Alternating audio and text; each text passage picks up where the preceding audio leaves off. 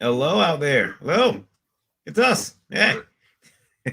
I'm sure you all waiting with bated breath since last Thursday to hear my sweet melodic voice going to Devote. We're not on Devote Radio right now. We are not because there's some technical difficulties, but we're handling it. We'll get we'll get that all straightened out very soon. But yeah, this is Indie Vote Live Wire, and it is Tuesday, so you know what that means. We got a great panel here for you tonight. We're going to be talking to these folks. We're going to see what they are offering and have some fun along the way. I am hoping that we can also get Lola to laugh it up here on her birthday. She's an old woman today. She's officially past the sexy age of 31. That was a sexy age. Now it's over now. It's over. You're grown. You're grown. No, look, I'm telling you, like I do the math. Like this is how you know you're old when you do the math and realize you still couldn't sleep with someone half your age. That's how you know you're. If you can't because it's illegal, you're still young. The minute you realize, I can, you're old. The minute it becomes legal, you're old. Um, that's how I feel about it. That's it. Apex Comics announces hello, everyone. Hello, Apex Comics. I'm gonna hit the intro. We'll come back and introduce ourselves. We are set to go, and we are doing it right now. Hang on tight. And you, sir, are you waiting to receive my limp penis? Now, get your hands off me.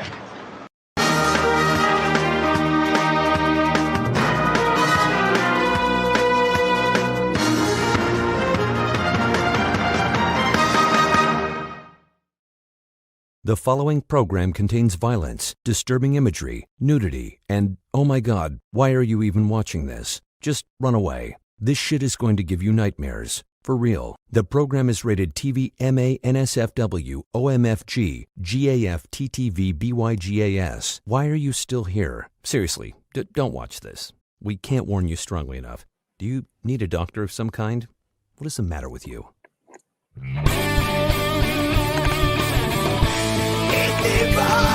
The difference is near.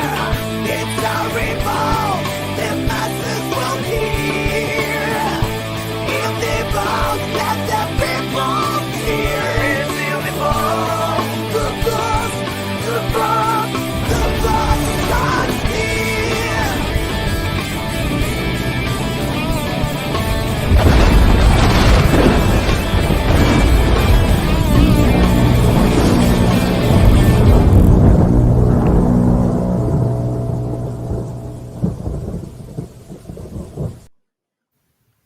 Personally think it's time for a new intro. You just got that one. Hello, everybody. My name is Varian Grant. I'm the founder of Indie Vote Media. I've been making comics since 2008. That's right, 2008. They can't get rid of me. They tried. Can't leave comics alone. The game needs me. And yeah, I'm happy to be here. It's Tuesday night, so that must mean it's Indie Vote night. Indie Vote Live Wire here again. I am joined as always by the beautiful Indie Princess. Ma'am, how are you? I do not feel beautiful. I got half my head shaved off. But I'm okay. I was gonna say it looks kind of cyberpunkish. Then I realized that like that game sucks. So I'm like, oh man. Now I look at you, tried to me. do some type of style with it. It reminds me of a glitch or something. Or like maybe you went into the Matrix and this is how you think people should look. Shaved head. And you know what's funny too, Lola, is I just seen an article. They said are shaved heads gonna be the thing in 2022? Probably. For men, okay. Lola, I'm used to you having hair. I don't know if I'd you have a very small head. I'm afraid that if you shave your head, it's gonna look like a you know, like one of those shrunken head things. Well, I didn't do it for fun. I have an infection, so. Ew, look at it. I'm glad you know that infection looks horrible, and I'm so glad that it is where it's at. Because you could not go anywhere with me with that infection where it's at. I mean, anywhere like close to your eye. Because then you got to answer questions like,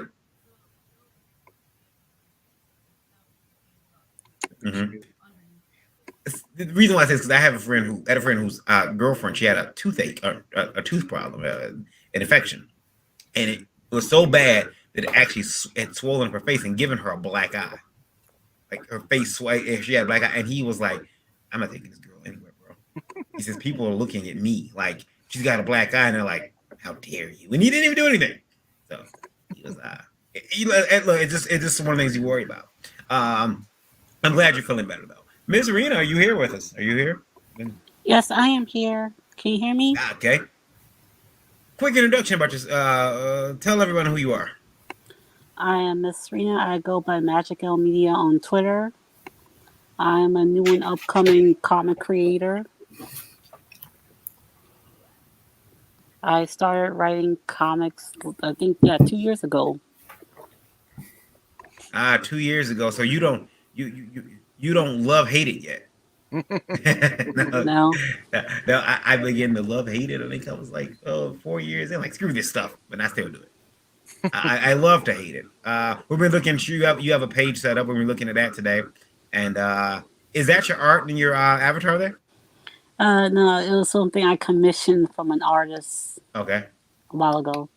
That looks cool. I like it. She reminds me of a friend of mine. It's like that look. It's like okay. We'll get the chicken strips. Okay. Yeah, this is the main character of my book. Okay. We'll take a look at it. It looks pretty good. I like that. John. Part-time comics, not full-time comics. Part-time. Not full-time comics, part-time comics. I'm John Westhoff. I am the publisher, writer, letterer for Part-Time Comics. I was previously with Kingbone Press for about a decade, but yeah, I agree with what Varian says about the 10-year mark. Then you start that love-hate relationship. So I took a break for a couple of years, but I came back about a year and a half ago doing this new venture, Part-Time Comics, the sole proprietor of it. And we have 2 books out already and looking to release about 3 or 4 next year. Yeah. That's how good. Joined by Eric. Hey, how's it going? Hey, Eric, I think I can hear myself. Not that bad, though. Oh, you can't hear me? I can hear you. Oh. But I can also hear myself. Oh, hold on. Shaved heads can't be in because John Westhoff can never be considered cool. It's one of the deals of the apocalypse. One of the seals of the apocalypse. Yeah. You want to give a little something to Lola? Wink, wink. Don't be shy and donate. Yeah. She's always looking for birthday stuff. Brad Arning says, "Happy birthday, Indie Princess." Jake Twister has got Black Rhapsody. He's got the campaign link there. River of Blood. Thank you, sir. Sean. Who are you, sir? Hey, so Sean Fay. I'm a comic book writer, and I'm the publisher of Blackjack Press. We do mostly horror, Western, science fiction, and pulp fantasy comic books. Our newest book is The River of Blood, which we're doing a Kickstarter of right now, and it's kind of a Viking horror. I'd say Robert E. Howard meets H.P. Lovecraft graphic novel. That's cool. I just watched a documentary with Robert E. Howard, and one of my favorite actors plays Vincent D'Onofrio. Yeah, plays him, and it's like this is gonna be trippy, and it was a good movie. Yeah, I think I could be wrong. It's been a long time since I've seen it, but I thought Renee Zellweger was in it. One of her first movies. I believe she is. Yeah, she plays. Yeah. What did you say, Eric? I'm sorry. What service did you watch it on? Oh, I think I got I think I seen it on Tubi. Okay. I didn't Tubi, one of these little streaming stations. I was like, I'll watch it because Randy's always going on about how great Howard was, and I'm like, all right, fine, I'll watch it. So, speaking of Eric, come on. Eric, who are you? We snuck in the chat. You snuck in the room, sat down in the back of the class like you wouldn't notice we're here. We noticed. Sorry, I had to go to the bathroom before I could log on. Didn't figure you want me to log on live. Yeah. Thank you. On location. Hey guys, my name's Eric Hodson. I'm at Dreaded Dinosaur, part of the Indie Volt team, creator of Dreaded Dinosaur Man on Webtoon, Roddy Piper, Kilted Avenger, for Mess Bucket, whole bunch of crazy stuff in the works. Cool. So yeah, Eric, we are we were talking about earlier today. Lola and I were talking about the conventions and going back to them and how many cons we've done. And I'm like, and I'm looking at and I was like, well, I said, I've at least done since I've started cons. I've at least done I was modest. I've at least done 20, 25 at least. And then I went and looked at all my badges. Because, unlike, because you gave up keeping badges, right? Yeah, it just got to be, a big noisy mess hanging off of the door. Yeah. So, but Lola keeps them. I got some of Eric's badges. Yeah. Do you? Yeah.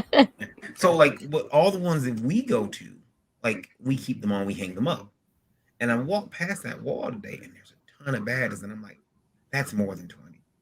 So I'm counting, and I'm like probably close to 75, maybe 80, and I'm like, this is too many cons. Like, and I'm not double counting. Like, I'm not like, because some cons are like 4 badges because we would have gone to, and brought 4 people. Sure. Myself, Lola, and 2 others. But these are like, I'm just counting one time. Wow. Then you realize some cons double dip.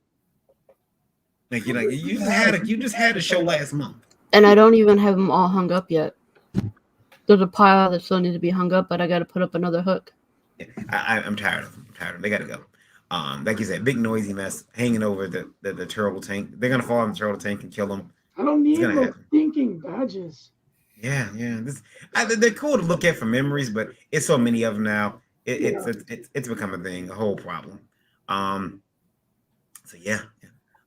So let's take a look at, because I know that Miss Rena has to get out of here. So we're gonna bring up her campaign first. Yay! So let me see here. Where are my links? Why are they not here? Lola, sorry, I can't see the private chat again. It's not showing me the private chat. Showing me empty screen for some reason. Then it'll pop up like in 10 minutes, but for now it's not showing it to me. Thank you, ma'am. I appreciate it. So you have a sign-up page because you are not ready to launch yet. But I mean, a sign-up page is better than nothing because now we can go sign up and follow when it launches. The sign-up page is very important because the more you advertise, the more people sign up and they get, you let them know, hey, my book is ready. So let's take a look at here. Well, we got here, Black Rhapsody Part 1, campaign mailing list. And there's there's all my private chats popping up now. Okay. Tell us about this. Black Rhapsody is a 35-page plus manga-esque ongoing comic series about musical magical girls having to defeat and topple the music empire of a Lovecraftian pop star. All the magical girls are based off of mythological goddesses from real world lore as well as music genres. Yeah. So, can we count on a Taylor Swift clone? Make no promises. I would say this: the main villain. She's not on this page, but I have showcased her on my Twitter account. She's based off of Beyonce and a Lovecraftian deity. So the main villain of this manga is evil Lovecraftian Beyonce. You are going to call down the wrath of the beehive. yeah. That's why I did it. I'm trying to start a war with them. I trying will to trigger them. I will stand to the side while they attack you. I'm like, oh, I just can't be a part of. Those are some vicious. You think I thought Twitter was toxic already. Beyonce's fans are they're a different type of breed. And I knew this for years. I knew this when a girl I knew, she was like, Beyonce is it's her. It's like spirit celebrity. And I'm like, oh God. This is bad. Which is okay, I mean, for her. She didn't do anything Beyonce did. That sounds like a cult. Yeah, that's basically how I depicted in the comic, a Lovecraftian cult that wanted to murder people if you say anything bad about their goddess. Yeah, that's how it goes. Any chance of some music with this comic being made? Yes, I do want to do like an album, but that might have to end up being a stretch goal. Okay. I've been pondering that for like months now. I think you should. I think it'll be kind of cool. You got a musical comic. Why not throw some music into it? Is it Matt Knowles? Matt Knowles did one. He's got those vinyl splat records. They look really cool. It's good stuff. Now this book is very it's manga influenced, which that's Eric's love right there. Manga. Me, on the other hand, I'm like, I love manga. Don't get me wrong, but I like the old stuff. Some of the new stuff though. This looks cool. I definitely like the art. Who's the artist on this one? Jen Apple. Okay, it looks great. I like the character design, especially the girl that holding her hand out. Yeah, that's the main character, Alethea Mahalia. Now, when are you thinking about launching this? Either late February, early March. Okay. And how close is it to being complete? I'm still at best 40% because I need assistance on the draft. Okay. You heard that, folks. She needs help on the draft. So this means that you can assist and say, hey, no, don't trust some of these editors. Some of them are horrible. Just kidding. I'm joking. I shouldn't say that. I love picking on editors. I love picking on editors and inkers. I don't know why. It's just my personal, it's how I get joy out of life. So now this is Black Veracity Part 1 campaign mailing list. You are going to launch this in February or March. So you guys can hop over to Indiegogo. The link is in the description of the video and in the chat. You can pop over there and check this out now. Anything, Raina, for people who sign up? Anything special? Yes. People who sign up get access to a secret tier upon launch of the campaign, as well as a trading card of one of the characters from the book. Okay. I like that. See, I like when people offer you stuff for signing up early. It makes you watch that mailbox a lot quicker a lot closer. Because I signed up for something and I didn't sign up through the person's. I signed up for the mailing list, but I didn't sign up when I bought it. I didn't go through that link, so I didn't get the special perk. And I'm like, but I signed up. Now they were cool. They were like, okay, here, I'll give it to you anyway, you crybaby. But that's cool that you're doing that. And you're going to come back on in March when you launch, and we're going to look at it. Mm-hmm. Excellent. I'm looking forward to this. This looks pretty cool. I'm going to hold you up to very high standards, though. There's so much pressure. Yeah. Sorry. Just 35 pages of that woman with the skull guitar. You'll do fine. Yeah. Everyone loves that guitar. That's an easy follow from me. I signed up. Oh, thanks. Yeah, I'm gonna sign up too. It looks good. I know you have to get out of here because you got to get to work. Yeah. So, I'm gonna let you go, but tell people where they can find you at. You can find me on Twitter at Magical Media. Is that magic with the letter L or just EL? Magic Gal. G-A-L. Magic Gal. Okay. Magic Gal Media. That's easy to remember. Oh, what you got over there? You go. Oh, look at that. Now, Yeah, what that's characters the are we seeing here? This is Alethea and Hecate. Hecate, the one on the right with the wings, is Alethea's magical girl persona. She is based off the Greek goddess of witchcraft, necromancy, ghosts, and the crossroads. Her ability, she can use her song to summon the dead to aid her. That's cool. I like that. Is that gonna be a cover? Yeah, that is the cover. Okay, all right. Yeah, that's cool. I gotta get that. Well, to make it so. Make sure we get it. Cool, you signed up great. All right. So thanks for being here with us. I'm gonna let you go because I know that you gotta get up and go to work. All right. Thank you for having me on. Yeah, no problem. You have yourself a good night, and we will talk to you very soon. You too. Remember, bye, everyone. High standards. I'm holding you to it. I'm nervous. You raised my anxiety. I'm sorry. You have a good night.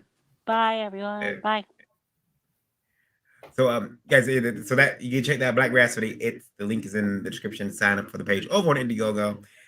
So we let Raina go first because she had, get up and go to work. So, okay, you can get out of here in the first 30 minutes. The rest of you are stuck with me. So, at least for a minute. So, guys, normally on the show, we ask a bunch of questions, and Eric looks forward to reading them because He just does. He has the voice of an angel, and he likes reading the questions. So we're gonna pop into these questions. You guys are allowed to weigh in on them. We're gonna try to get to them pretty quick because I know that I think someone else has to leave at 10, correct? 10 o'clock. Yep. Okay. So we're gonna try to get to these very quickly. And Eric, what do you want to start? Spicy, unspicy, or regular? Oh, you know I like spicy, man. All right. Well, then let's go here to this one. So we can all have a good, I don't want to say chuckle, but a good head scratch at this person. And this is from Alex. Here we go.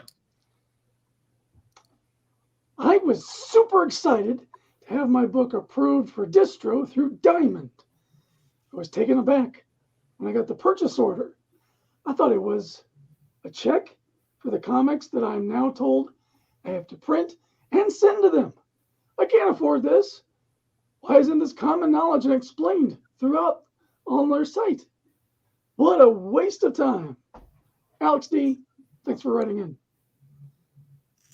Okay, so when I read this late last night, I messaged back to Alex. I said, because I couldn't understand, like, what happened? What are you saying happened? And he told me what happened is that he did not know he thought Diamond printed the books. Poor guy. He thought Diamond printed the books, and now he knows Diamond does not print the books. They send him a purchase order, and he's like, there's no cash for this purchase order. It's like, no, you don't get the cash for another couple of months, sir. And he's freaking out. And I'm like, I mean, you didn't know this? And it worried me. I'm like, how many people don't? Like, if Alex didn't know, there must be others out there who don't. There has to be. Here's the hidden meaning in this. They wanted to buy books from Alex. Alex must have a pretty good book because usually they just file all of us indies in the circular file when we send in submissions. Mm-hmm. That is true. That is true. Alex is not going to be able to. He told me he can't do it. He can't print the books. He can't afford it. I did tell Alex. I sent Alex a bunch of information on Liberty. I said, "Here, take this." Might be able to get you some discounts because we work with printers and we have discounts, so he can try that out. But yeah, folks, you gotta pay. Those books aren't free, and no printer is going. The publisher will pick up the tab for you in some cases, but you got to pay that back. That's not free either. I see, John, you made a face when we read it, and I know you had something to say, so go ahead, sir. I've only submitted to Diamond once about 10 years ago. I feel like it's common knowledge that you have to send the books in, but yeah, something must have been missed. I guess we can't assume that. I feel like it was written somewhere in the contract I sent in that, we take 20%, you must give an additional 40% off to retailers to incentivize them to buy your book. You'll get, this will be your cut. I felt like it was pretty clear, and why most people can't, do distribution because, when you don't have a large print run and you're paying $2 a book or more, and you're only getting $1.80 back, it's not really worth it. But yeah, I mean, thank you, Glenn. Alex, if you got through, if Diamond accepted your book, that's huge because they certainly don't accept everything. I mean, I felt like we had a professional quality book, and they were like, they wanted a bigger plan for the publisher and when it's the next issue going to come out and things like that. So I would find a way to print it, even if you take a couple dollars loss. I know not everybody can do that, but it is a good way to get some momentum going. Get some fans out there. I mean, depending on the order, if it was 50 books, maybe not, but if it was several hundred, you should certainly find printers for that. In this case, it was minimal order. I think it was like, I don't want to put words in, but I think it was going to be like 1,700 or something like that. They had the print, which is a nice substantial amount of books. But if you're doing print on demand, you can't do that. And if you're trying to print overseas, well, you can, but then now there's all these delays and everything. Alex not knowing this tells me there's lots of other things he might not know. So there is other printing other than print on demand. Yep. Because print on demand is going to be, pretty expensive unless you're doing. Yeah, I would recommend Alex contact some printers. Printer we've used, Color Visions Ltd. in Wisconsin. They do a large run offset printing. They've printed Blue Waves books, other publishers. You can get, what you might pay print on demand $2-3 a book. You get $1, $1.25 there. So that might, lower your margin a little bit more, there's tons of printers that will do larger runs for much cheaper, and you don't even have to go overseas. And two, to be fair to Alex, too, Alex, you might not have been able. We ran into that problem at Liberty because we had to do a deal where we had to get books printed, and for a large store, and we ran into a problem when they we had to print more books, and the amount of books they wanted versus what was available, there's paper shortage. Yeah, they can't print, so they can't. They just like I never had a printer say, "I want the money, I just can't do the job. I don't want it, I can't do it." And I respected that because they could have took the money and said, "Yeah, screw off. We'll get them when you get them." But they told me up front, hey, we can't do it. So that was cool. Sean, did you want to say anything about this? Yeah, no, I've never used Diamond. I've only used print on demand stuff. So River of Blood is our first kind of large scale story. Everything we've done previous to this has been anthology. Mm-hmm. And so knowing how wildly popular anthologies are, I've never done anything beyond kind of a print on demand run. Mm-hmm. We did an anthology, the Indie Vote Revolt. Randy handled that, but yeah, it was pretty fun. Skits Comics says hello. Hope everyone had a wonderful Christmas. Thank you. We did. I stayed in. It was great. And Glenn says, you guys gonna be at Great Lakes Comic Con in February? We'll probably be around everywhere, Glenn. I'm not sure yet. We don't know our convention schedule yet. It's kind of up in the air. Alex, thanks for writing in. Shame, sir. All right, Eric. What's the other two Here we choices? go. Because we did spicy. Yeah. So, all right, here we go. Drum roll. Here we go. Okay. All right. You guys always talk about great indie comics, but I want to know if there are any books that you've received through crowdfunding that you've been disappointed with. Show some balls.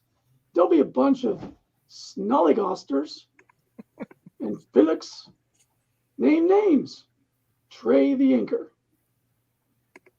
Trey, thank you for the term snollygoster. There'll soon be an Indie Volt t-shirt available. That's right. You snollygoster. I happen to know what Pillock is a dick. I know that. I've watched too many movies of Helen Mirren. She says that quite a bit. So yeah, but snollygoster, I haven't heard that one. Okay, yeah, there was a book. I didn't get it, but I did read it. I don't see when I say the person's name, they say have to give him here the Streisand effect. Oh, and it's not. No one cares about this person. They think you suck, but I'm done beating them up verbally, so I won't mention it. But that's one book I've been disappointed with. I don't think that I've been disappointed. I mean, there's been some. You said crowdfunding. I'm really disappointed in the ones I don't have yet. Yeah. There's a couple that are just like seems like they're never coming out. One guy, we don't even hear from him anymore. Yeah. What was that one called? I think it started with an S. Shit, I'm just kidding. Snollygosters. Yeah, yes. Joe says, evening all, get in here in time for Snollygoster. Yeah, there we go. I mean, yeah, I'm disappointed in the book. I'll never get Little Girl Lethal. Never. There. There, that's the book I'm disappointed in. No, that one, it's kind of hard when the person who made the book is, a felon, no? Yeah, behind bars for a good long time. So you know what? I think the FBI owes me my money back. Because they waited till I backed the book to arrest him. They knew months ahead of time that he had, done what he done. and they waited till I paid him. Well. John, how about you, sir? You got any books that you were disappointed in? Well, I think you guys bring up a good point. The ones you don't get always disappoint you. Mm-hmm. I don't know Trey, so he can question the size of my balls or not. But I don't think you know, I think when you try to promote like you all do and cheer on indie creators, I don't think it's about having balls or not. You just don't want to spread negativity. The one thing I will say is I'm disappointed. There's been several I've been disappointed in. Again, I'm not going to put anybody on blast, and probably don't even really remember most of them at this point. But the one I'm very disappointed in recently is Matt Kint is you know, he's not really an indie creator, so to speak. I mean, he does some indie stuff, but mostly because he back charges a lot for shipping. And that really disappoints me when you pay, you know, $35, $40 for a premium book. And then they hit you with the backer kit, $15, $16, $18 for shipping afterwards. So, you know, in that case, I'm not afraid to throw a name out there. And I think, you know, Matt Kint and his crew need to do better with putting those shipping costs up front so we know what we're getting into. Yeah. I think that you know, I don't put up. You got to put shipping costs, and there are some books that you get. I remember someone they wrote in. They were upset because they said the books they got, the person canceled all the stretch goals. They couldn't do them because of shipping, and they're like, so here's the book, here's like a keychain, not a keychain, but here's like a, you know, some prints and everything, all that extra stuff, the enamel pin and all that stuff. Yeah, that's not coming. So he was pretty upset about that. Sean, any books that you've been disappointed in? Plenty that I've been disappointed in, but I think John brings up an interesting point in that the indie press is so small. You don't really want to throw people under the bus by name. I mean, everyone has had books that they've been upset by. Everyone's had books that they've been pleasantly surprised by. And I think it's worth trumpeting those over throwing people under the bus. You know, there's a lot of people out there trying to get their work noticed. And, you know, I'd rather spend time and energy trying to help those people get noticed than trying to step on the dreams of people that are just kind of getting started out. And I think it's a different story entirely if folks overpromise and fail to deliver. I think in that situation, those people do deserve to be called out. But if someone delivers a product on time and it's just less than satisfactory, that's a different issue entirely. Yeah, like recently, I think the one book that I was disappointed with was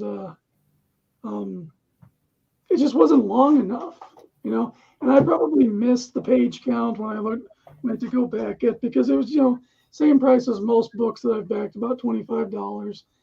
But it was underwhelmingly thin when I got it.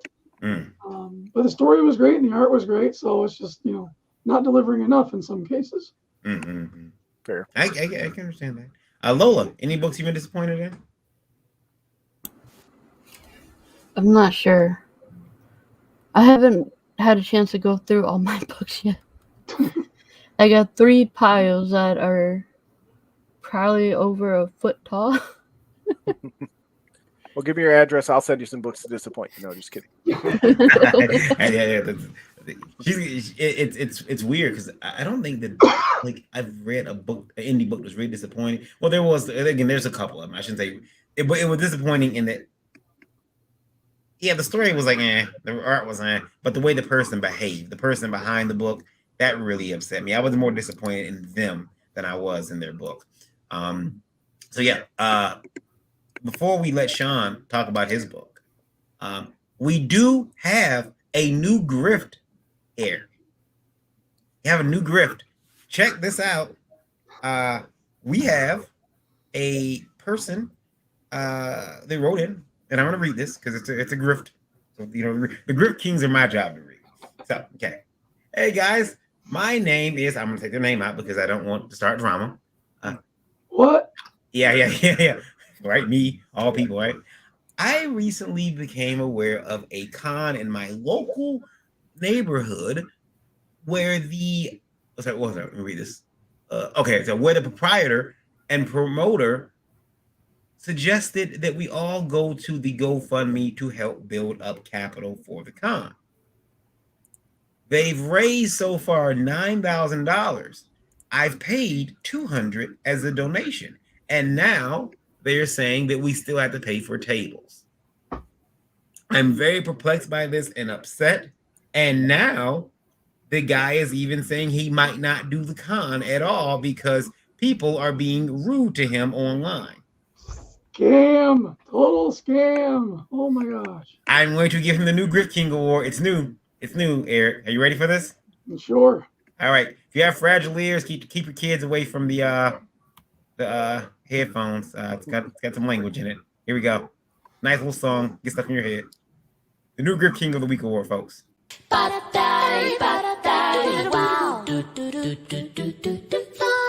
bullshit, fucking bullshit, fucking bullshit, holy shit, oh fucker, fucking bullshit, fucking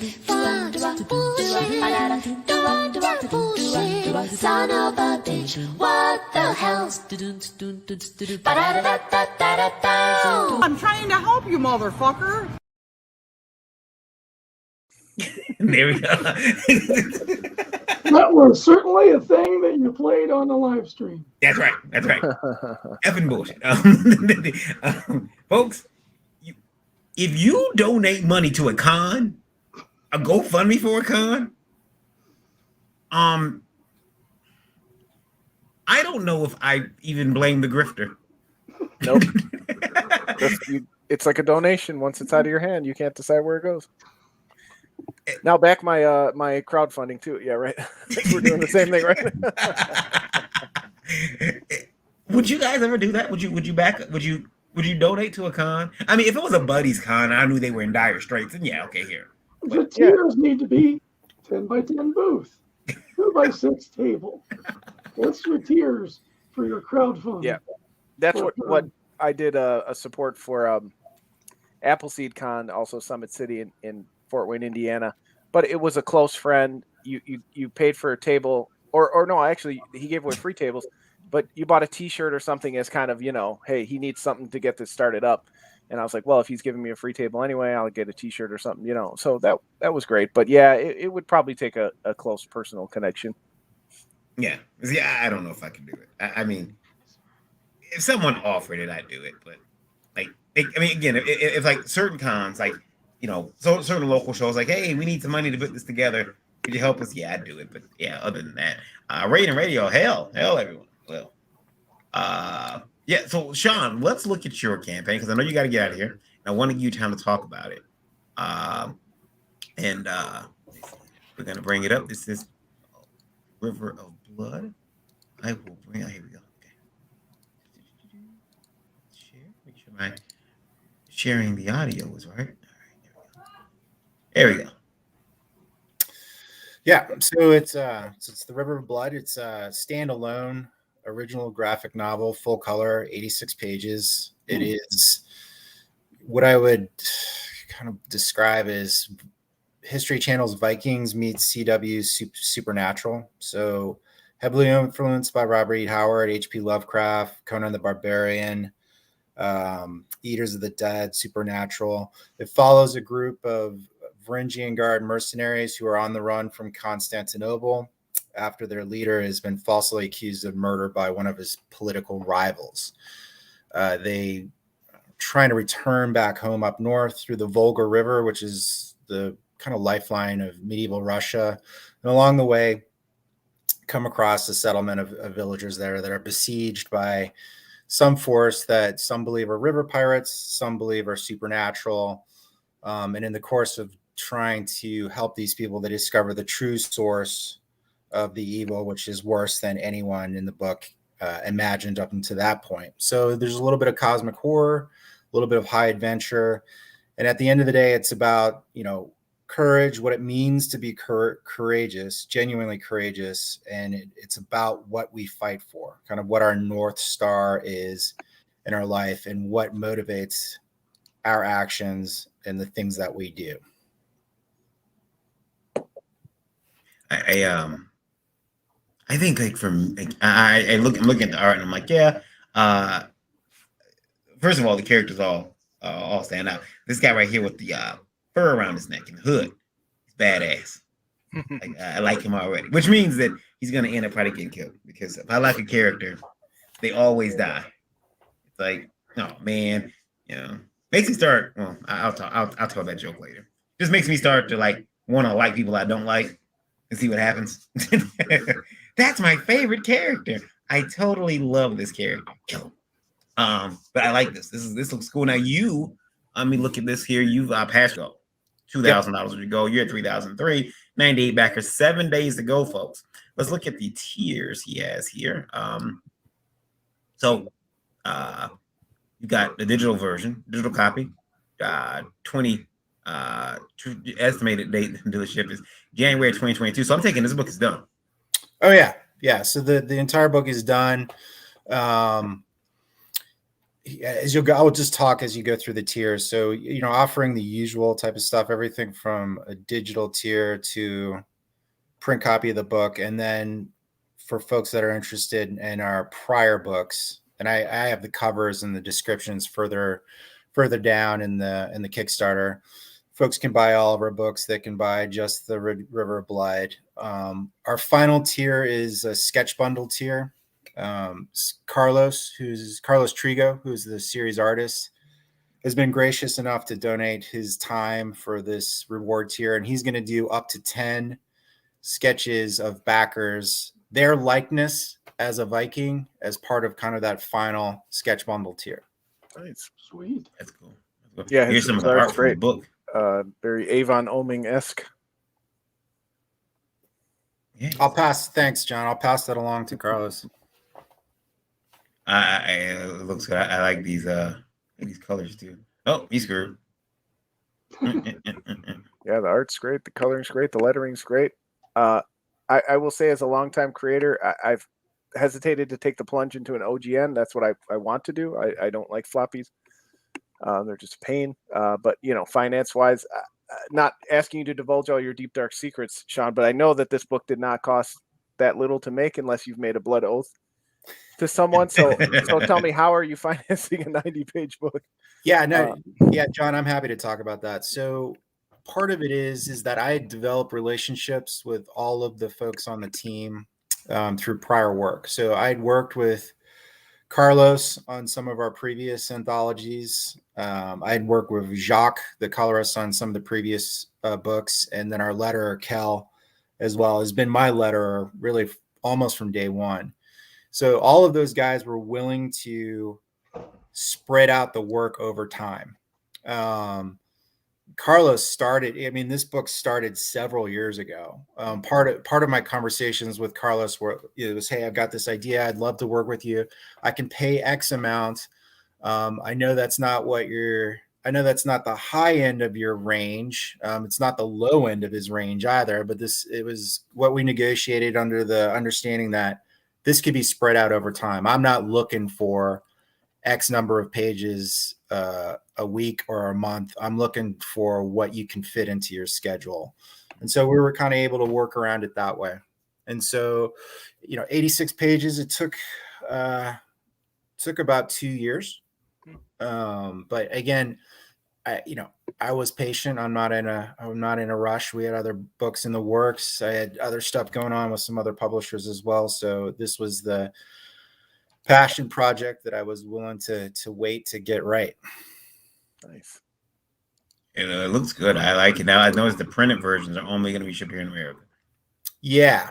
So it's, I'm probably more conservative with this than others. Some folks have reached out to me kind of directly, from Australia and UK, asking if I would ship. And if anyone's reaching out to me directly, I'm always going to say yes. I'll always do kind of a one-off or, a handful. But as a practice for this, I just did not want to, I didn't want to get into this global shipping thing quite yet. Oh, he took a sword to the face. Oh, yeah. I know what you mean because I've told people because they listen on Indie Book Radio and we have an international audience there. I tell them, reach out to people and say, hey, I would like this book, but you're not shipping it to my country. Is there any way I can get it? A lot of these creators will be like, let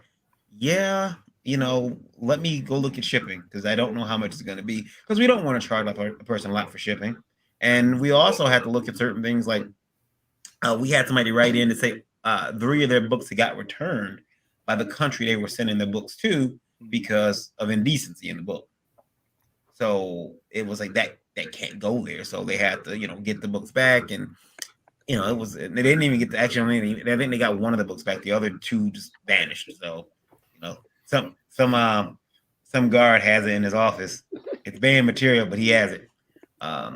This looks really good though. I like that. He said got bravery in it. It's about bravery. It's about these characters finding out what's almost true to them. Would you suggest this book could be read by a child, or is it pretty mature? Yeah, I mean, there's no language in it, but there's certainly a lot of gore in it. I would put this at PG-13 or higher. Okay. Now, Saga of the Northmen.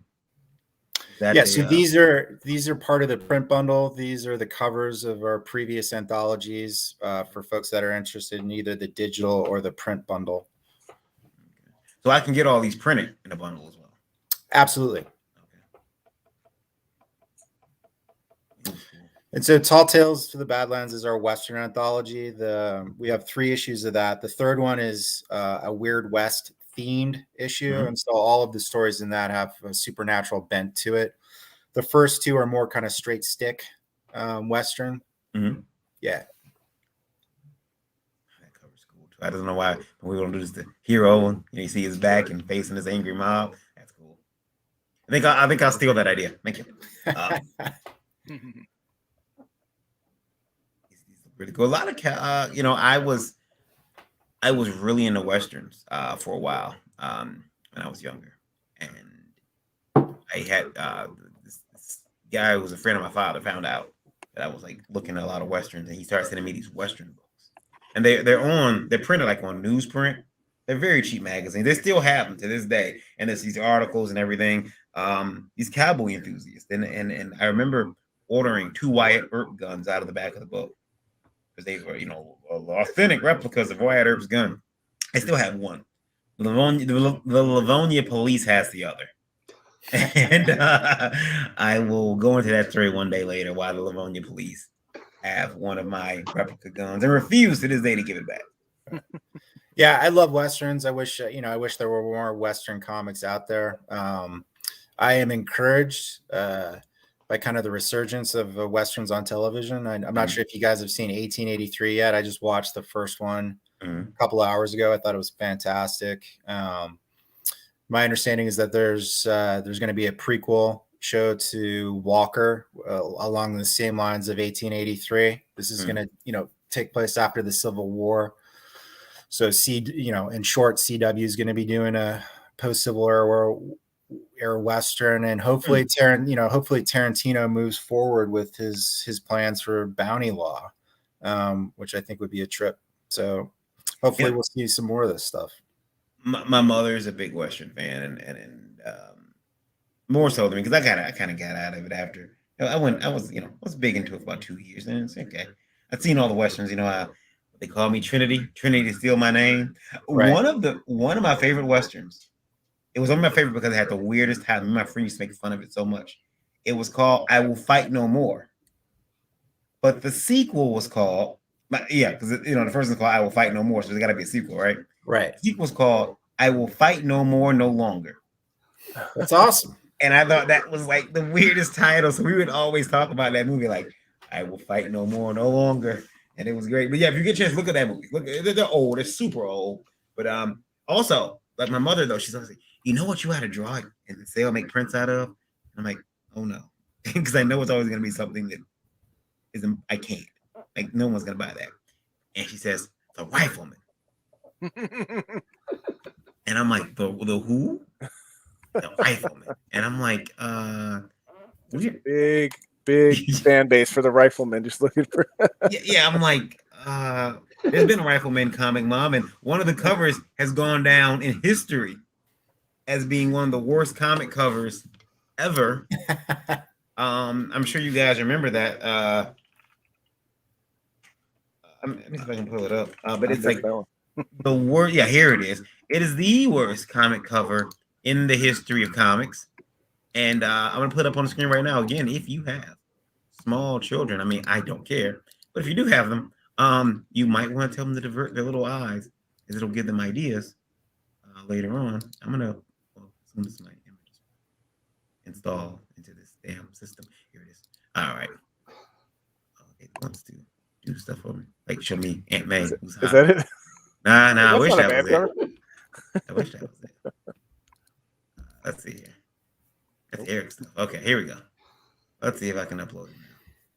It didn't want to upload, probably because of content. No, it's fake. It's not. Here it is. Time is not the same. Yeah, okay. That's the Rifleman cover. That's from the That was Rifleman worth the comic. And how no one's seen that even in those days. I know there's Innocence, but that was a mysterious bag holds secret to an outlaw's past and a threat against Lucas and Mark McCain. I bet you it does. Bet you it does. Anyway, yeah. Be careful with those Western comics. But this, you know, are you going to do a Western comic pretty soon? Like another one? And another one, yeah. So we did the 3 issues in the anthology. We're kicking around doing a 4th issue, and then I've got a script for a Western called The Motherlode, which is about the last battle of the Civil War, which was actually fought a few months after Appomattox. It was fought in Brownsville, Texas, between the Union and their Native American allies versus the Confederates and their Mexican allies. And to this day, no one really knows exactly why that battle was fought. And so mine is a historical fiction script that gives them kind of interjects a reason why that battle was fought. And I'll just leave it at that for right now. Folks, that's The River of Blood over on Kickstarter. And you can go and check it out. The link is in the description for this video. You got 7 days. So our international people listening, if you want it, you're gonna have to reach out and, you know, beg Sean. But I'm pretty sure he might be able to make it happen for you. If not, remember, folks, those PDFs are free shipping and they go everywhere. And $5. Yeah, and the 90-page book PDF. I mean, that I praise Sean for that. I see too many PDFs so high. I know it's hard when you're making indie books. You know, you want to get that extra scratch from the PDFs because it's you know, no shipping, no overhead. But that's an easy sell for me. I mean, if anybody can plunk down $5 for a $90-page book.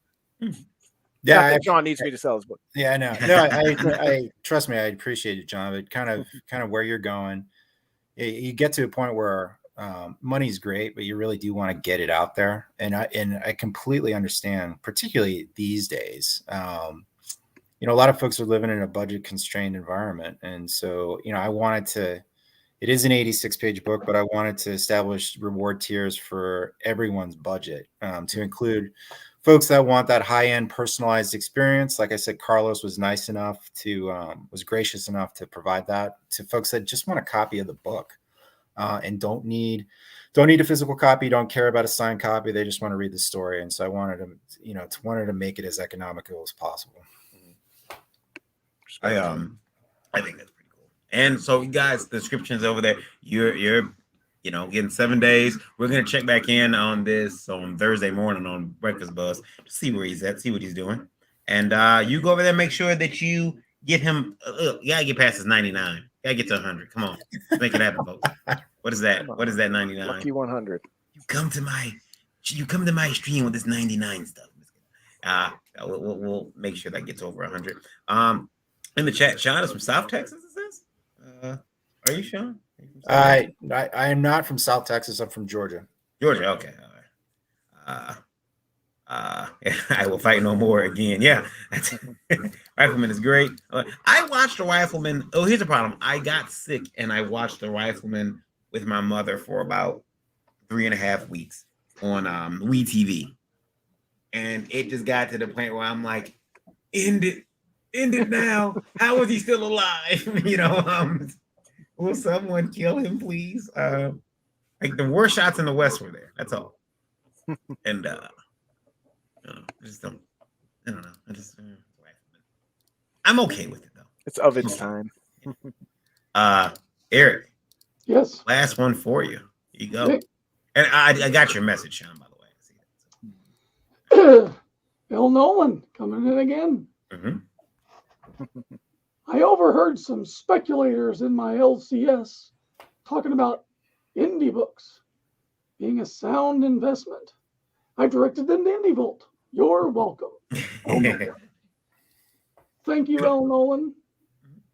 To those speculators. Sorry. No. You know what? I mean, indie comics could end up being, some of these could be worth a lot of money. If you guys haven't had an opportunity, you have a Roku. Do you remember QB? Remember QB? That very quick streaming platform was going to be bite-sized entertainment. Episodes 5, 8, 10 minutes long. They said they convinced themselves that people wanted quick entertainment because people watch YouTube videos. So, hey, we can make whole television series, their idea, and make them like 10 minutes an episode, and people will watch it because they're quick. It's quick, bite-sized entertainment. It's quick, Quibi? Quibi, that sounds right, yep. Mm-hmm. Yeah. Well, they folded. They went down. Sugar Chris in the house. Hey, Sugar. And they went down, and so a lot of their content went elsewhere. Well, the Russo brothers were working on a documentary called Slugfest based on the book from, was it Rob Howe? Who wrote Slugfest? I forget who wrote it. It's about Marvel and DC. The Russo brothers were working on a documentary. And so now that documentary has found its way on the Roku. For some reason, no one else wanted it. So it's free on the Roku channel. You can watch it for free. It's 8 episodes, Krista? It's like 8 episodes. They're like, again, 9 to 10 minutes per episode, but it's really it encompasses the book in terms of, it just kind of gives you a broad feeling of what that book is about. It doesn't really go into a lot of detail, but what they do is, and I thought was really cool, is they hired actors to play the parts of some of these comic book, like greats that we had. And when they first showed Kirby, I'm like, no, that doesn't look like Kirby. Yeah, that wouldn't be Kirby. The guy they got afterward, when Kirby gets old, I'm like, yeah, that's Jack Kirby. That's more like it. Same with Stan, the guy they got for Stan, although his voice was way too hard to be Stan. But you give it a watch, guys, if you don't have anything to do. If you have a Roku, if you don't have a Roku, just look up Slugfest. You might be able to find it on YouTube. But it was really fascinating to see them. The Russos actually make people act. They hired, some decent Hollywood actors. Kevin Dunn is in there, Brandon Routh. Oh gosh, who else? There was a couple other decently named actors that were playing comic book, creators, and I thought that's really freaking cool. I wasn't in there. I was upset. No one covered me. All I've done for this industry, but that's okay. It's all right. Yeah. Eric. Yes. Indie Vote Radio question here, and I have to read this one. And this is interesting because we've talked about this on the show, but what do you do? And the person's they're English like mine isn't the best, so I'm gonna decipher what they're saying here. But how do you feel when you back a campaign and the book comes and it is in poor condition, has been beat up? It looks like the person rolled it up before they sent it to you. Thank you, Glenn. Have a good night. And then you're upset about it. You reach out to the person. They tell you, "Oh yeah, I'll send you a new one." You think, "Okay, fine." You don't get it, but then they launch a new campaign. Do you feel it's in bad taste to go on to that new campaign and say, "Hey, you screwed me a couple of months ago. I'm not buying from you again"? I mean, it's probably bad taste, but that's what people are going to do. Would any of you guys do it? Sean, would you reach out and tell somebody, "Hey, you never sent me my second book"? Yeah, I'd give him one more shot directly, privately, before trying to shame that person publicly. Because it may very well be that they're well-intentioned and it just happened to slip their mind. So it's worth giving them another shot privately before hopping on a message board or posting something. "Hey, don't back this guy. He screwed me." So that would be my recommendation. Try the direct approach one more time. I would definitely, try that direct approach. Like I said, reach out. "Hey, I didn't get that book yet. One I got is really beat up. You can even ask, do you want me to send you the beat up one back? I'm willing to do that. And most of the time, people will be like, no, shit, man, here, take this. Depends. John, you think it's okay or should he wait? No, I mean that's anytime you're doing a campaign, you have open communication, right? So Yeah. if you haven't fulfilled a previous one, that's part of the communication. They're going to get an alert that you have one going up if you're using the same program or whatever. So yeah, I mean, I'm definitely okay with that. And if they're not responding to other messages, if you've tried to message them on the previous campaign or something, then that's on them. They need to at least respond and give you the time of day to say, hey, I made a mistake, or hey, I don't have the funds to send it to you right now, or I ran out. Let me, make it right by you some other way. Yeah, we and why I didn't want to switch gears right away, but I did want to say before we get into looking at John's campaign, a few other things that we would be. I guess it would. I didn't. Well, we should talk about it and at least mention it. Lola brought to my attention today. We had a passing in the comic book community. Artist, comic book creator, Ryan Bodenheim passed away. He was 44.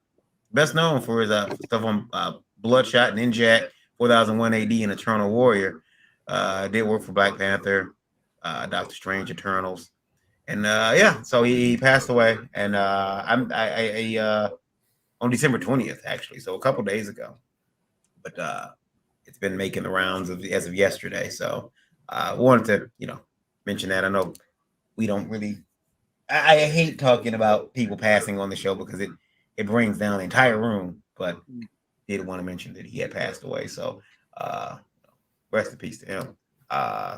And I do have a lot of those books that he's worked on. So that's that'll be there'll be books I'll put up now and probably not abuse that. I abuse my books.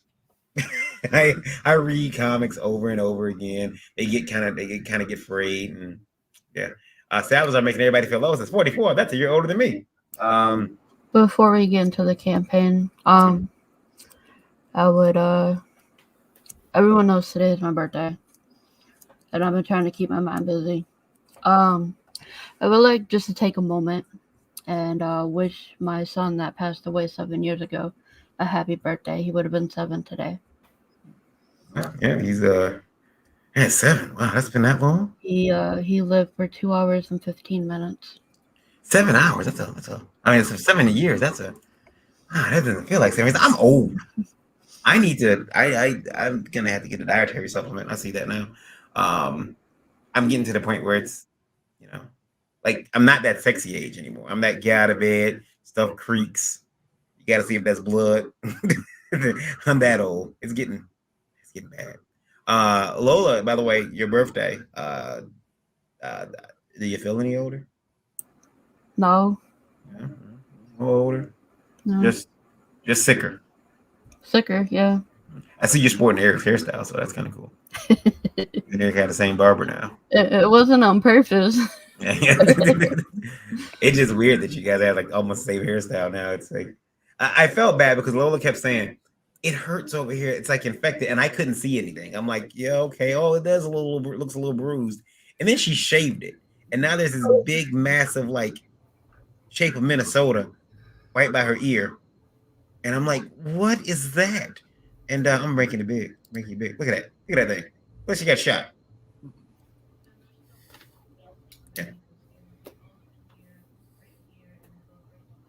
Yeah, it looks pretty bad, but I just look at it from the other side. Then don't turn that way. Don't turn that way. And she could be how Two-Face starts. It's gonna be it. I'm so evil. All right, and then also I will put into the chat as well the Blackjack Press website on Facebook, so you can go over there and check that out too, because folks will want to friend that. All right. Let's take a look at Depowered. Now, John is responsible for this. And it's got a video, so we're going to play the video first. Is that okay, John? Sorry, I can't see. Did he say okay? Is that okay? Give me a thumbs up. Okay, all right, cool. All right. Whoa. Hello, welcome back to another Kickstarter for Comics. I'm John Westhoff. publisher for Part-Time Comics, writer for this series, Depowered. This is our first miniseries from Part-Time Comics. I think we had said a few months ago we weren't planning any miniseries, but we had such a great start to 2021 with successful Kickstarters. And we wanted to come back and take a shot at our first miniseries. So how that series gets published is up to the success of this campaign. And here's the creative team that we have for you on Depowered Issue 1. Depowered is the story of Dwayne Dax Jackson. He was one of many people who was gifted with superhuman abilities about 20 years ago, only to lose them about 10 years ago. Dax was a mediocre superhero, and now he's a mediocre everything, and he's left to pick up the pieces post-powers. But that's not all. In addition to the great 24-page full-colored comic that you'll get, it's Kickstarter. We have some of our previous books. We have stickers. We have some coasters. We have all kinds. I'm a real professional. These campaigns are extremely important to companies like us to get our books out into the world. This crowdfunding really helps with publishing costs, with printing costs, paying our creative team. We pay all creators involved in the creative process. We try to offer them some sort of compensation. So that's really been our goal with Part-Time Comics as a creative entity, is really to get our creators paid. Again, you saw a great creative team, and it's really important that you help us spread the word. If you're not able to contribute, please share, tell your friends, tell your enemies, whoever, tell them about this campaign, because all of that really helps us be successful. This is our largest goal. We've had 2 successful Kickstarters already this year. So a third one and our largest goal would really mean a lot to us to finish out the year strong and go into 2022, publish more Depowered, more CPS, more new series. We have a lot planned, and here's a sneak peek of that. And thanks for checking it out.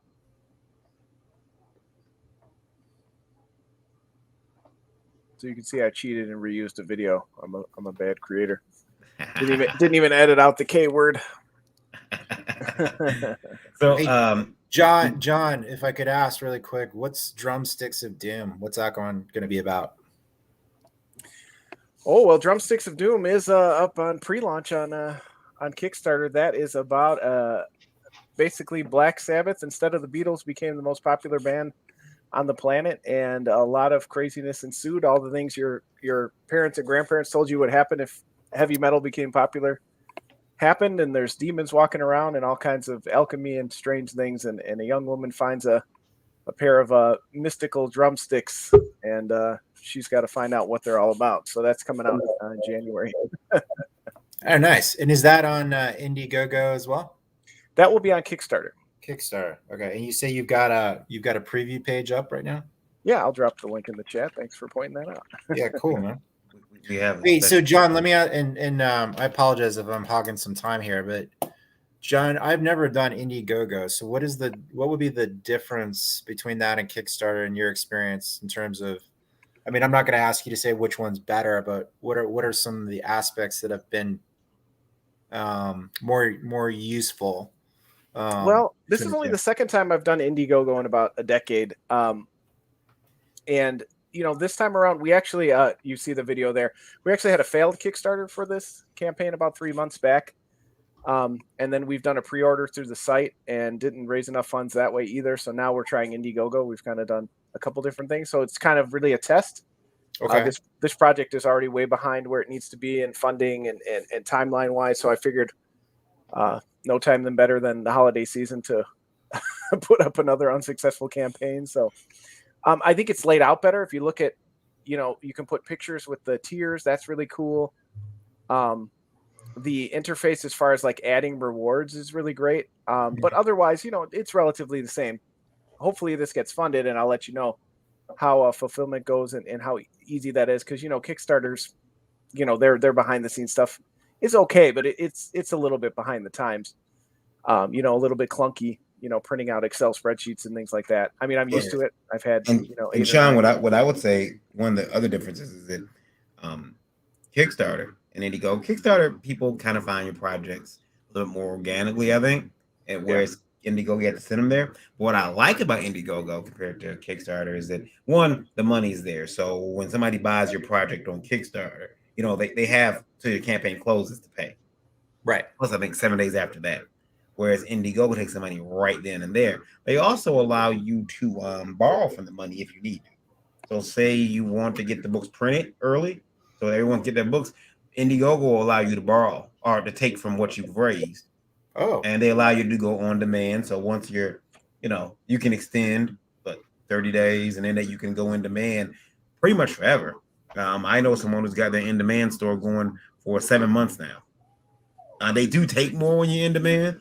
Right. Their cut is a little bit higher, but that I mean, it depends on you, because I know people at the same. Lola did both for her project, and she made about the same, I think, maybe a little bit more on Indiegogo, but yeah, but she did okay. I didn't want to cut you guys off, but we got a special guest that joined us. Haven't heard this voice in a minute. Are you there, sir? Testing. How you doing? Hey, Randy, how's it going? I am alive. Alive and in bed. I just wanted to wish Krista. Sorry. I just wanted to wish Krista a happy birthday. Thank you so much, Randy. And to say hello to everybody out there, and thanks for the well wishes, thoughts, and prayers.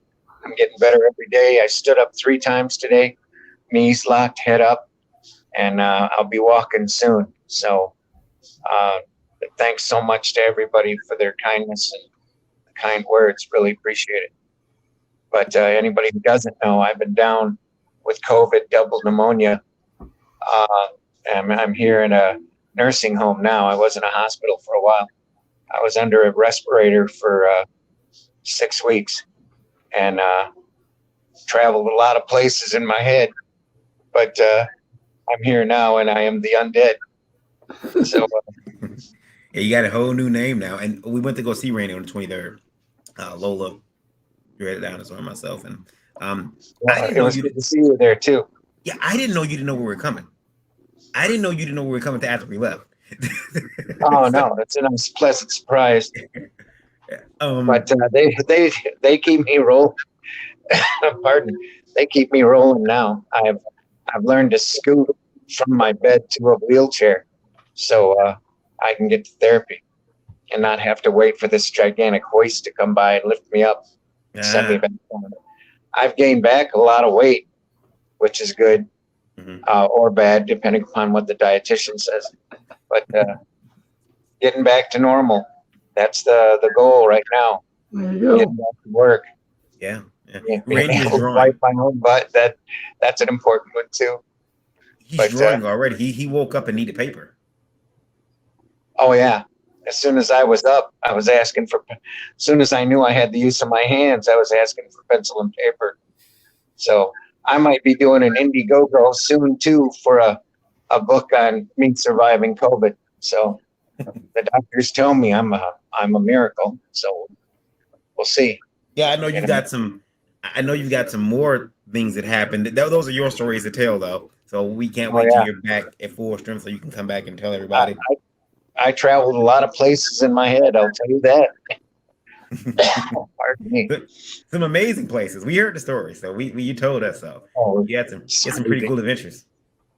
Yeah, insane, crazy stuff. But I just want to say hello again to all the indie vultures out there. Tell them that I love them. I miss the podcast greatly. I'm going to try to be more of a regular contributor. I've got a laptop now, and I'm as soon as I can hook that up through Facebook so that I can get links, I will be back with you guys, hopefully on a regular basis. Sounds so good. I might not do that Sunday show for a little bit, but as soon as I can, we'll get that rolling as well. Mm-hmm. Yeah, and you make sure that you get some rest, because we need you back at 100%. So you get rest. Don't. I'm getting there, buddy. I'm getting there. Well, that's what we like to hear. We had I'm glad that you were. Sugar Chris says, "Nice to hear from you." He says you were missed, Randy. Yeah, thank you. Glad you were getting better. We are very happy that you're getting better. It's we had Eric reading the questions. Eric, of all people, reading the questions. It's either Erica. It's either Erica Pops. It's weird. Yeah, I miss it. Like I said, I miss being on the air. So miss talking to everybody and wish everybody well. Mm-hmm. You would have loved the question we had today. We had someone that wrote in and said they didn't know that they had to print the books and send them to Diamond. Oh, jeez. They had no idea. Well, what did they expect to happen? Just Diamond print your book for you? Yeah. Well, I don't know what to say about that. Welcome to reality. Yeah, it was great. It was great. Diamond's just there to take your book out of your box that you ship to them and stick it in the retailer's box and ship it out to them, and then they make a ton of money doing it. So that's the whole their whole purpose. They're a distributor. They're not a printer. That's what this person, Alex, he thought they were going to print. He thought his money wars are over, and they weren't. So, Alex, we love you. We do, and thanks for sending that letter in. But holy crap! Randy, are you sticking around? Or you got to head out. It's about 10:30 here. Yeah. And luckily, my roommate, the guy in the same room as me, is a little hard of hearing, so I hope I'm not keeping him up. Okay. He just shut his TV off. I've been watching his Fox News all day, so he's a great guy. He's a good guy. That's cool. That's cool. We've been looking at a campaign. We've been looking at in John's the Powered book, and it's about a guy who had powers and then loses them. We've seen those pages before, haven't we? No, these are all new. These are all new. No, I like the newsprint look. Yeah. And yeah, that drives you crazy. It does. I'm gonna have some strong words with John. His newsprint look. Look, my newsprint bullying works. You know why I know it works? Because Rammer came to my house and it was not newsprint. And what? Oh, it's not newsprint? Yeah, Rammer was not newsprint. So my bullying works. Oh, he's printed that then, huh? Yeah. I got it in the mail. It was his publisher. His publisher told him no newsprint. I love newsprint, but there was a reason they use newsprint, and you have to print to that style, or you'll be printing in not only that book on the newsprint, right?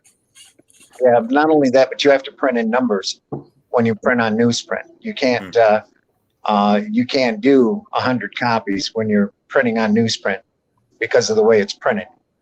Yeah, you have to do thousands, large runs. Yeah, and you got a pretty good group of people on this book. And this is you got 5 days left. You need to get $500 fixed goal. You got 166. So we need to definitely put this book in as many places we can to get you at least past $500. I mean, if we can get at this point, we can get $100 a day, will be good. Yeah, Indiegogo has not been kind to us. We had a decent turnout with the Kickstarter. I didn't want to do another Kickstarter after it failed. I probably should have. Like Dax in the story, I've made some mistakes in getting his journey himself into print here. So hopefully I can use some of that those lumps to put into the pages of the book. But yeah, we've had some struggles here at the end of the year. This is, like I said, the third real attempt at getting some funding for this book. But like Sean mentioned earlier, I mean, the funding will help, but I'm in an okay position where I've already paid the artist. I'm going to get the book out there. We'll figure out. I would really like to get some of these tiers and obviously at least make a few $100 through our pre-order program. Last month, we've gotten about 50 backers. So we do have some funding, enough to print a few hundred books at least. But yeah, to break even on the book, I definitely need this Indiegogo to be successful. Or we'll have to reassess in the new year. But this book definitely will come out either way. There is also a pre-order through our site if people don't prefer to go through the Indiegogo. Yeah, because Indiegogo, that's going to be a fixed goal on Indiegogo. So if it doesn't fund, I don't think that you would collect even like if it closed today, you wouldn't even collect 166, correct?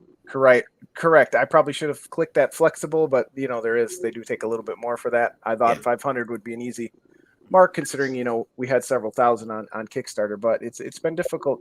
Like you said, there's different traffic on Kickstarter. Mm-hmm. So it's been a learning experience.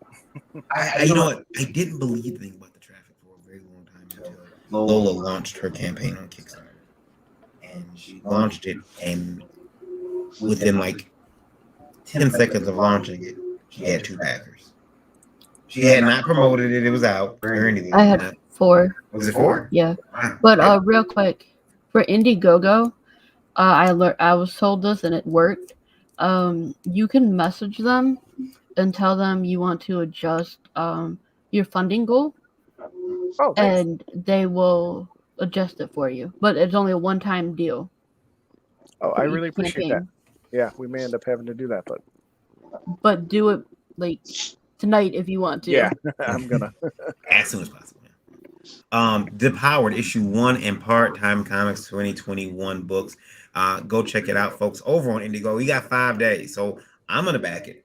I want to see this book come out. I want to see it printed. He's gonna come out anyway, but I want to help, and so we're gonna get this. And I like the idea of a character having powers that does having lost and having to deal with that. I always thought it would be cool if they had like Superman's son not have any powers. Like, well, you loser. You don't have any powers. Your dad, didn't have the stuff to make you. That would suck, man. Your dad's a superhero and you're not. Yeah, I kind of had a story of like a retired athlete kind of.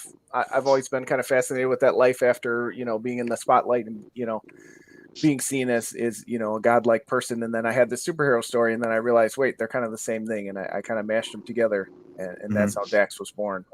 I remember seeing, he was retired at the time, but, famous athlete Bo Jackson used to come into the Best Buy where a bunch of my friends worked. And they would all, whisper and tell stories about all these things that they thought, his life was like. And that always just fascinated me that people were so concerned, like because he wasn't playing football, he must sit at home and be miserable. And I just don't think that was necessarily the case. So I've always kind of been fascinated with that aspect of our culture. But yeah, so this is like, hey, what would happen if a group of people got these amazing powers? They were all over the news and TV and newspapers, and then all of a sudden they lost them. So naturally, of course, they go around to conventions like, we do, selling their tell-all books and art and prints and comics of themselves, trying to cling on to that, fame they had for a short time. You know what you got to do, don't you? And you may have already done this, so excuse me if I'm giving away stuff. But if I'm a superhero and I lost my powers, I'm not writing a tell-all book because there's that one villain out there who's like, oh, that's you? Yeah, comes in my house. He's no longer, and I'm no longer bulletproof. He has the bang and unleashes on me. Well, apparently you've hacked my Google account, so you must have seen my Google Docs, because that is part of the thing is Dax does a tell-all book, and that's kind of where his life really goes to crap. He was never a really good superhero before, so he doesn't really have anything that he can really monetize afterwards and use for a career, and he doesn't really know what else to do. Again, like an athlete who didn't have a backup plan and got injured or something. Yeah.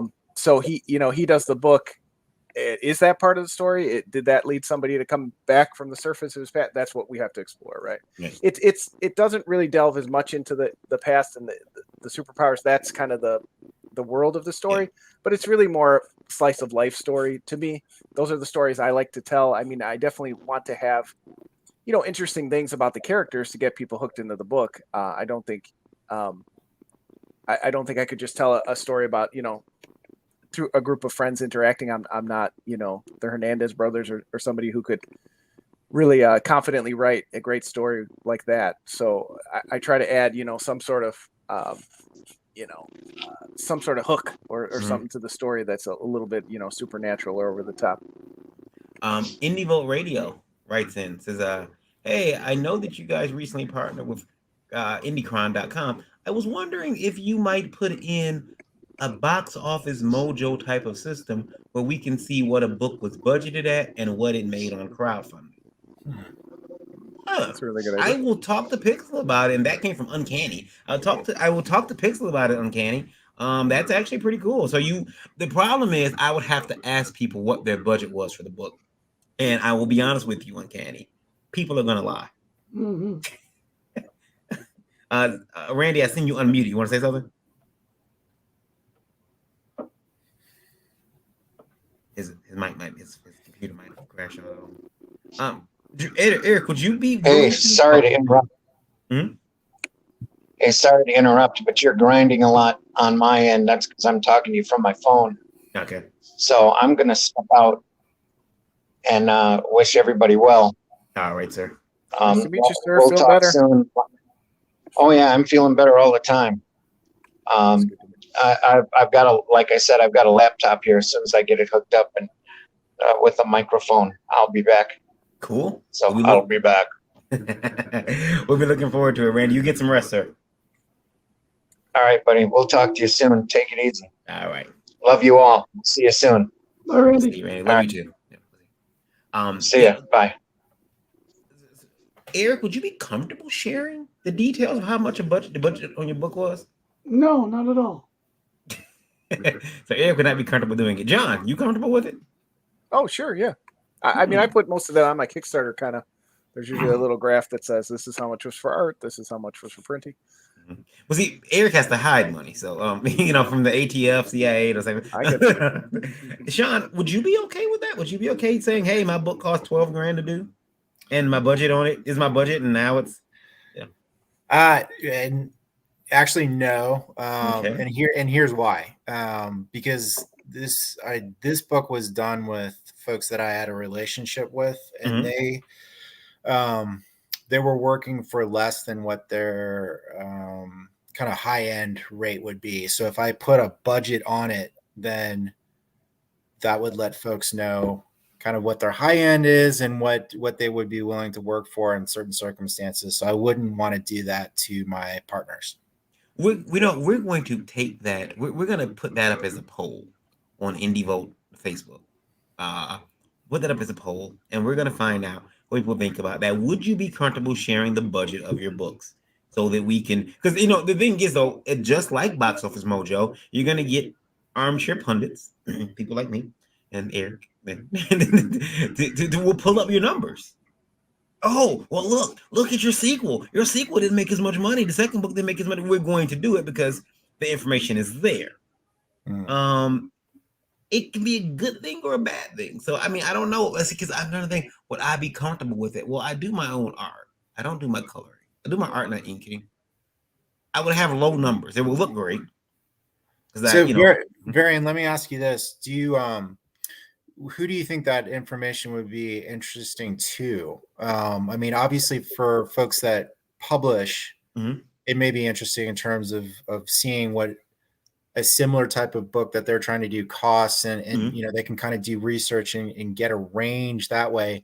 But do you think that information is interesting to folks that are just comic book readers? No, I don't think the readers want it. That's too inside baseball. They would, the people who would be interested in that are fellow professionals or fellow creators. They're not all professional, trust me. Again, people who do this, who go online, and it might be useful to you if you want to see, hey, what did that book cost me? I forgot since then. It's nice to have that. It might be nice to have that to go back on and say, hey, oh yeah, that book was budgeted at $5,000 and I made 15. That's great. I can see a lot of reasons not to do it too. I can see a ton of reasons not to do it because again, that invasion of privacy, that you have to rely on a person being honest with you, because even a site like Box Office Mojo, which monitors the box office, there are times where the movie studios aren't being truthful either, because they don't like to tell how much they use in marketing. Yeah, I think that's a great point, and I wholeheartedly agree with your first point in that you're probably not going to get a majority of publishers that are going to be 100% transparent with you. So it creates a skewed range for folks that would be interested in that information, which I think has a negative value rather than a positive value. But that's just my 2 cents. Oh, there'll definitely be arguments. There's no way that you did that 85-page book in this way. There will be that. We'll get that. Right. We'll also get, maybe it'll keep some people honest, maybe not. But, I don't know. We're going to put it up as a poll. I'm not sure that I can talk Pixel into let me code that into his site.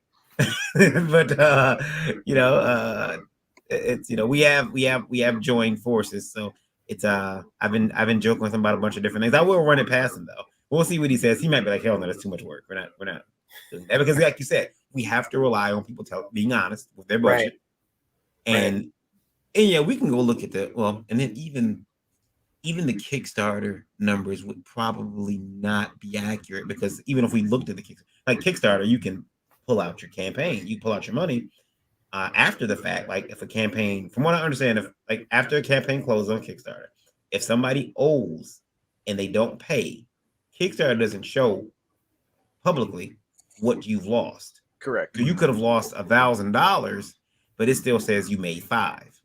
Even though you've only made $4 now. Well, I'm going to put $5 up there. And then when you're out there saying, no, I didn't make that much money. Well, Kickstarter says you did. So there's something to be said for that. I mean, you got sites like KickTrack that already monitor your sales. It doesn't monitor your budget, though, like you said. And I mean, I can think of a lot of ways to do it. But like you said, too, Sean, what about the privacy?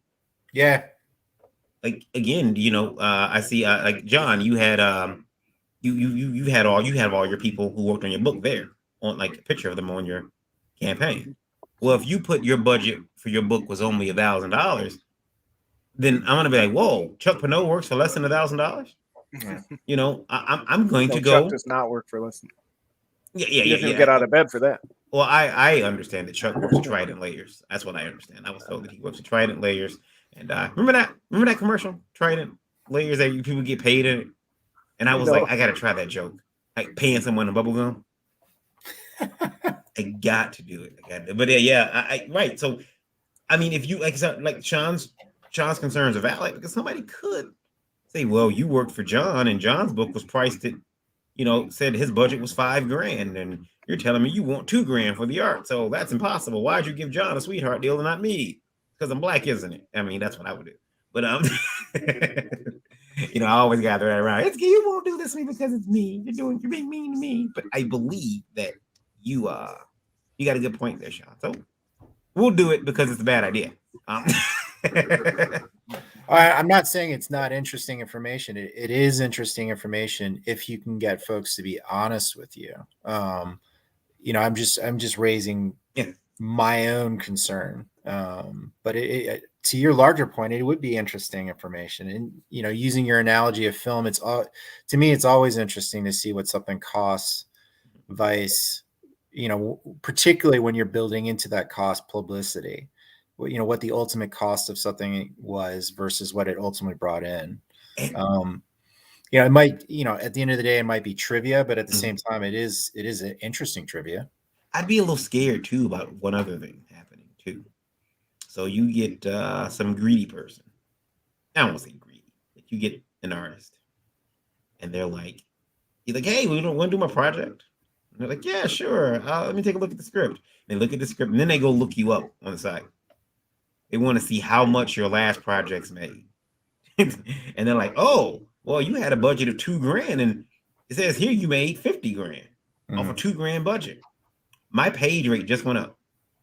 It's stupid, but people are going to do that. They're going to, so that information could be abused. The information isn't evil. What you do with it could be. Right. And so, I mean, that was the point that I was, trying to make at the beginning, is that it potentially not just hurts the artistic team, but it hurts writers and publishers too, potentially. Defiant Creative says that we want creators to make some money. That way they can keep creating. Yeah. I mean, Defiant, was that you that sent in that? It's because it said that was from Uncanny, but I'm not sure if that's you that sent it in to Indie Vote Radio. But if it was, I mean, I'll talk to Pixel about it. Why not? Eric. Yes. And one of the last things here from Indie Vote Radio that I wanted to discuss, and this was very important. This is from I'm sorry, I lost her name. Oh no, I have it. Phantasm. Phantasm wants to know if indie creators will ever get together and maybe one day for 24 hours have a free comic book PDF day where they put up all their books to read for free, or free PDF day. So I can say that we already do that. So Blackjack Press on free comic book day, I make sure I post something the night before and the day of. We give out one free copy one free PDF copy of any one of our anthologies. That anyone that shoots us a message on Facebook and asks for it, they get it. That's cool. That's cool. To get us all together to do it, sure, I guess it could be done. But the problem is, I mean, you put that one PDF out there and it's gone. You know it's gone. You know people are gonna probably, because I don't think people buying the PDF kills your print edition. I always tell people buy physical because physical, one, can go up in value, and two, physical can't be changed. I can decide in 2 years I no longer like a word a character said and go back in there and George Lucas my comic. Whereas the physical one that you have, I can't do that. So I like buying physical media just for that. I learned it with movies. I don't trust streaming. I don't. John, would you do that? Would you be open to joining up with a bunch of creators and saying, hey, here's PDFs, it's like 80 PDFs. I wouldn't do 80. I would keep it a small number. Yeah, we certainly try to do something for Free Comic Book Day. I know there's like an Indie Comics Day on Twitter.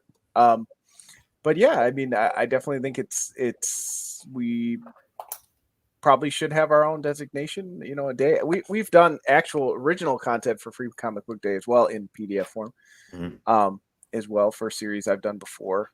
So yeah, I mean, I'm always looking to participate in that. I don't know, if I put our whole library up there just yet, but certainly would love to participate in something like that. It's again something else that Pixel and I talked about. We had a situation where we realized that someone was being a douche to Pixel. And we discovered that he and I both had the same mindset. Like mine was like 4 years ago, and his was recent. We bought domain names very, very close to each other, like super close, and almost a shot at this internet douche. But if mine was completely like I had no idea that anything existed, and so we could probably do something like that. But I think that my problem is this: you do something like that and you put up 80 comics, people lose interest. They do. They're like, it's 80 books. I'm never going to look through all these.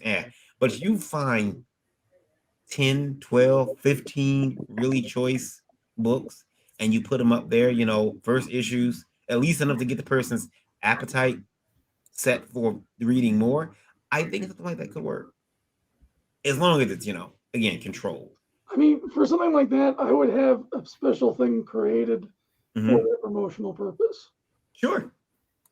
For Last Call Comics on the app, you have to have an account, unfortunately, and that's the way I set it up to buy digital comics from us, and it's in your account, so you can access your account from any device you have, from your iPhone, from your iPad, from your Android tablet, but those PDFs are locked into your account.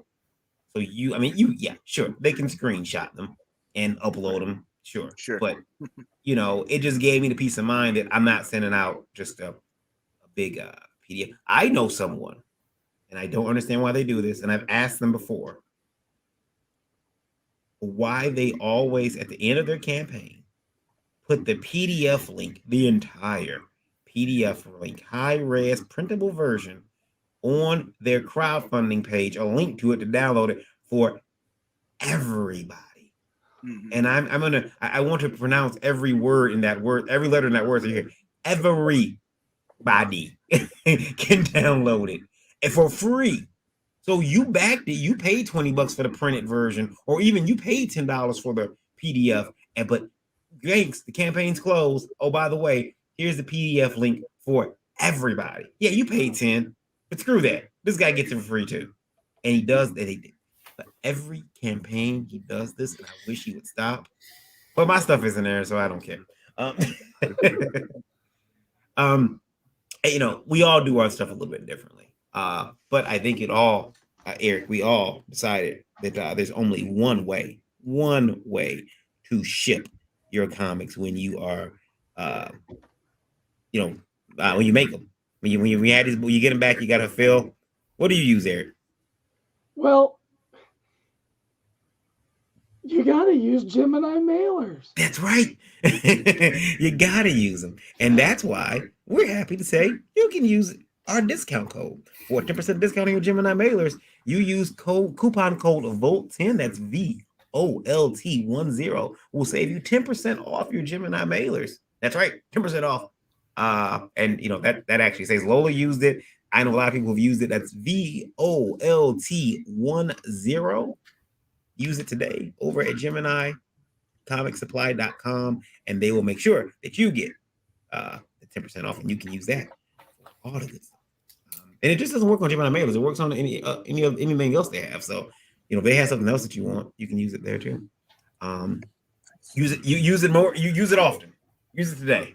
I'm going to let everybody tell where they can be found online. We'll start with Sean. Sean, where can we find you at, sir? Yeah, so Blackjack Press is on Facebook, Twitter, and Instagram. You know, just hop on either one of those and just enter Blackjack Press and we'll pop up.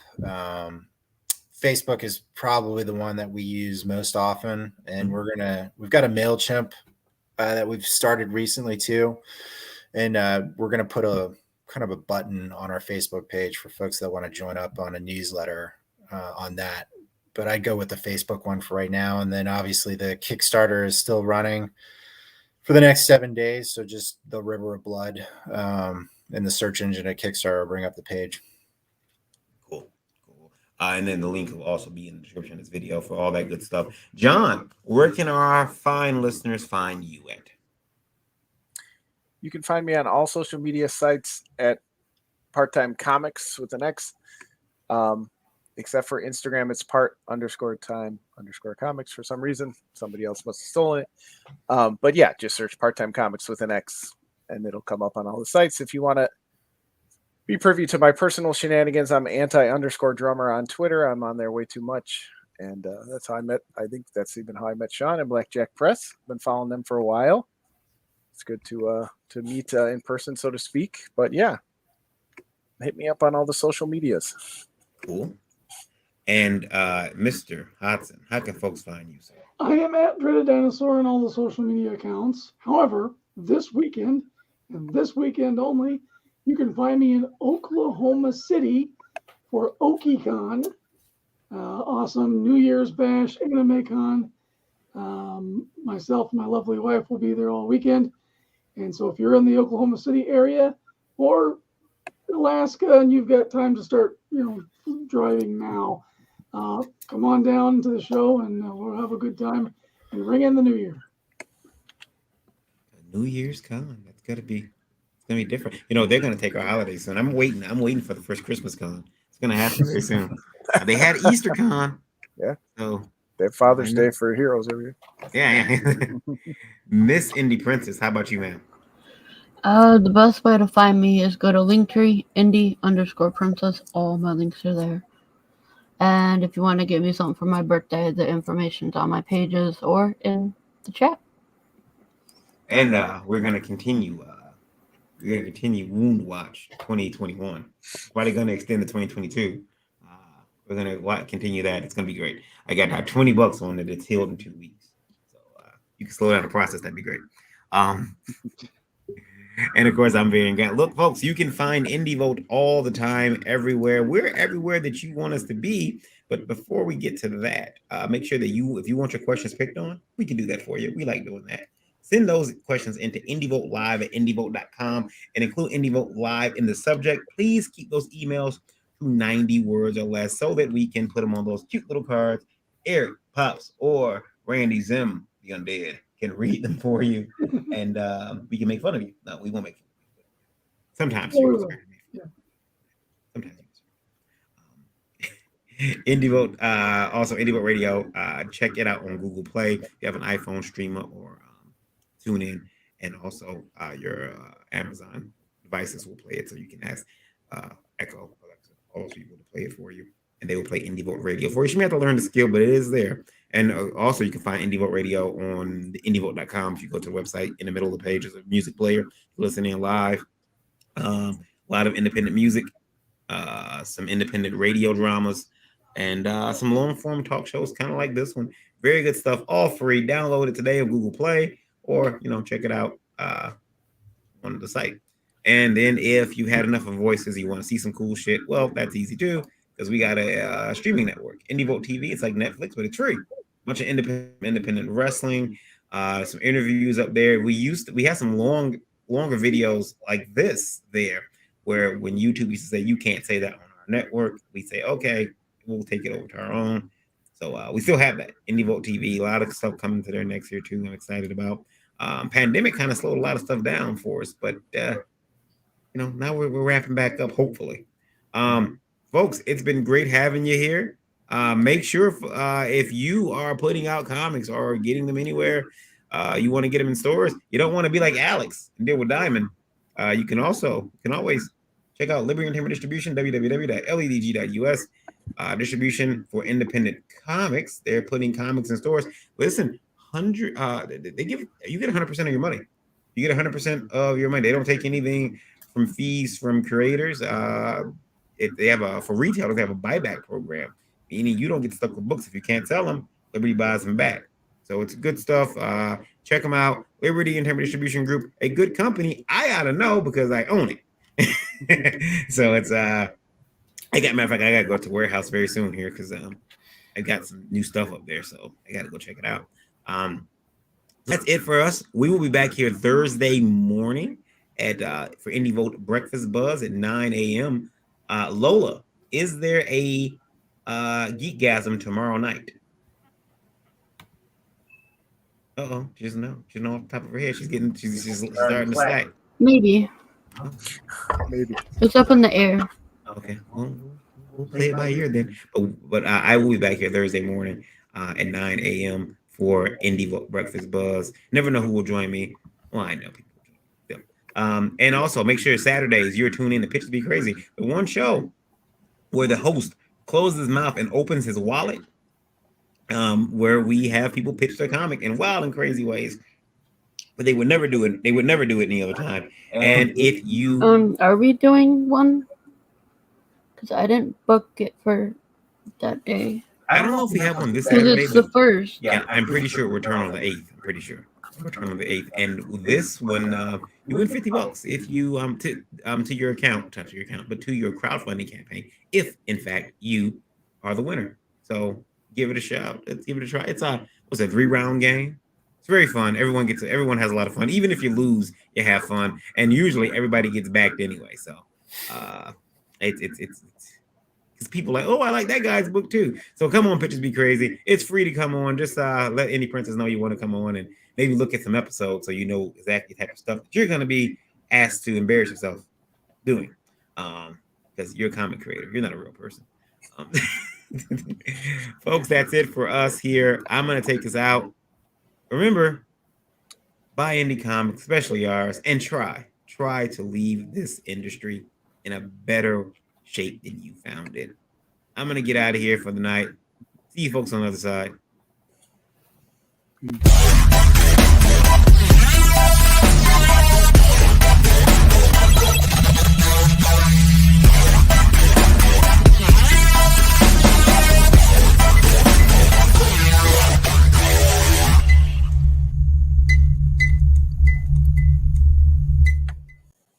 Yay! Think about what you've accomplished. Don't mess with the bull, young man. You'll get the horns.